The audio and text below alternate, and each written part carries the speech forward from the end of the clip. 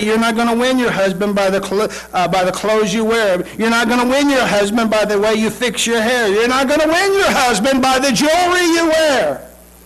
As nice as those may make you look, they are not going to win your husband. They're not going to win your husband.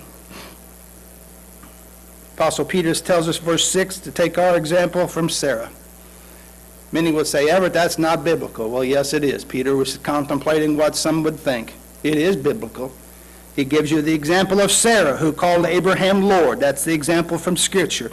As Sarah was, church ladies, you are to be. Number two. How to treat your wife. Verse 7. Now, men, it's our turn. Are you ready? Are you ready?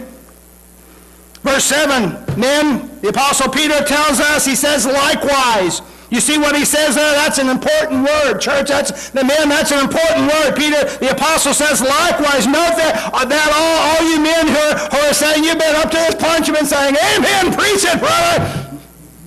Peter says, likewise. Men, do you hear that? Peter says, likewise. This tells us that we too have been given some important instructions. We've been given some important instructions that are just as important to be obeyed as what was previously said. Church, men, do you hear what I'm saying?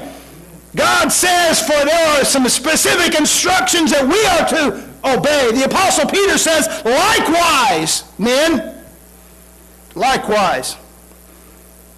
I'm going to go as far as to say that many of the misunderstandings in the husband-wife relationship are due men because of us. Many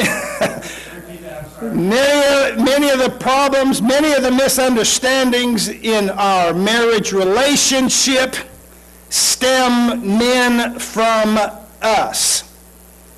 Us not being the men of God that we need to be. Okay, that makes more sense, yes. Okay.